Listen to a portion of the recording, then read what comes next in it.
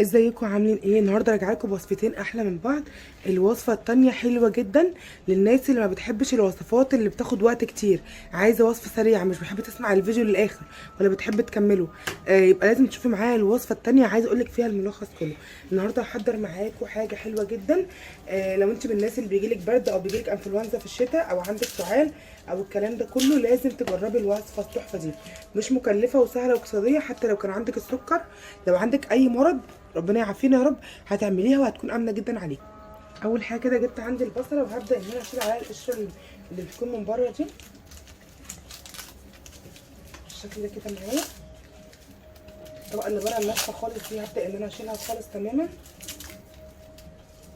لو انت وصلتي لحد هنا معايا من الفيديو، بسرعه اطلعي حطي لايك للفيديو واشتركي معايا في القناه. بصوا هخليها كده معايا بالشكل ده. هجيب عندي كده سكينه وهبدا ان انا اقطع الجزء ده كده من البصله بالشكل اللي انتوا شايفينه ده، وهشيل كمان جزء كده عشان اعرف ان انا اخلي البصله تكون واقفه معايا مظبوط. هلم بقى الدنيا دي كلها ونرجع. بعد كده هجيب معايا كده البصله بعد ما فرغتها وعملتها كده بالشكل ده. هجيب عندي المعلقه وهبدا ان انا بصوا افتحها كده واحده واحده. طبعا مش هرمي القلب بتاعها خالص، انا محتاجاه برده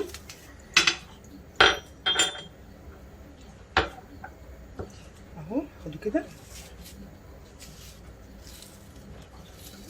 زي ما قلت لك. الوصفه دي حلوه جدا الناس اللي عندها انفلونزا، مش بتحب تاخد علاجات، او عندها مرض بعد الشر، اي مرض مزمن او كده، لازم تجربي الوصفه التحفه دي. ولا محتاجه يكون عندك، يكون ربنا شفيكي او اي حاجه، حتى لو عندك اي حاجه ان شاء الله الوصفه دي برده كويسه.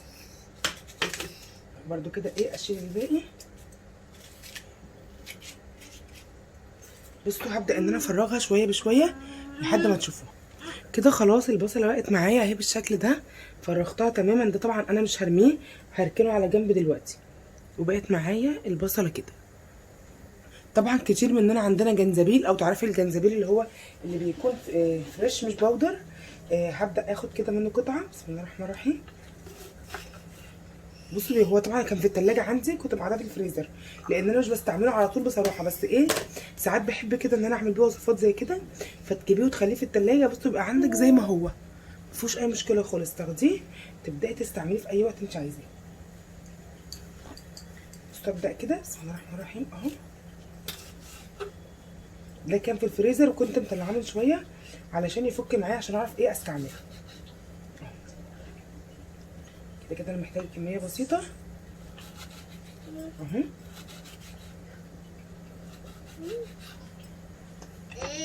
هبدا اخد كده الجنزبيل وهبدا احطه جوه ايه البصلايه بالشكل ده زي ما انتم شايفين اهو. بعد كده هجيب معايا فصين من الثوم. بسم الله الرحمن الرحيم بالشكل ده. وعايزه احاول ان انا اقطعها ناعمه خالص.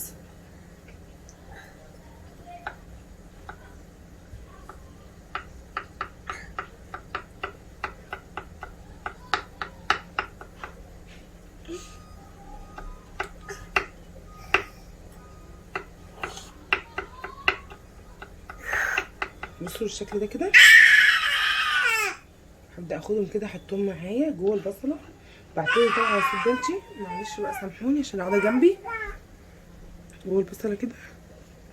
بعد كده هجيب عندي عسل طبيعي. طبعا كتير مننا بيكون عنده العسل الطبيعي اللي هو عسل النحل، بس بيكون عسل نحل جبلي، عسل نحل جبلي. وهبدا ان انا اخد معلقه كده، وهبدا ان انا اشبع الوصفه دي كلها بعسل النحل. خلاص اهو، هشبع الوصفه دي كلها بعسل النحل بالشكل كده اهو. هغرقها كده واملاها كلها البصله من جوه عسل النحل بالشكل ده. الوصفه دي يا بنات هتاخديها كل يوم الصبح على الريق اول ما تصحي من النوم. لو انت من الناس اللي عندك برد او عندك كحه او عندك سعال، لازم تعمليها وتجربيها. طب دي مجربه بالنسبه لايه، للاولانيه. هجيب عندي بعد كده بقيه البصل، انا مش هرميه، هاخده بسم الله الرحمن الرحيم وهقطعه كده قطع صغيره. بصوا بالشكل ده كده.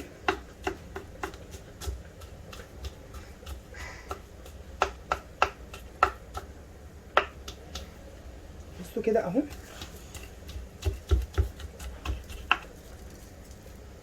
وهبدا اجيب عندي البوله، بسم الله الرحمن الرحيم، وهلم البصل ده كله واحطه على البوله.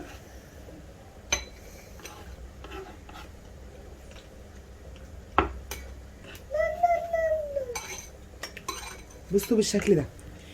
هجيب عندي شويه خضره انا غسلتهم غسله الاول كويسه جدا، بعد كده انا قعدتهم كده على فوطه نشفوا معايا عشان هبدا ان انا استعملها. ما ينفعش تستعمليها من غير ما تكوني ناقعه الخضره الاول. دي خضره ايه؟ خضره البقدونس، اكيد طبعا كله عارفها وكله عنده منها. هبدا كده اخدها اهو،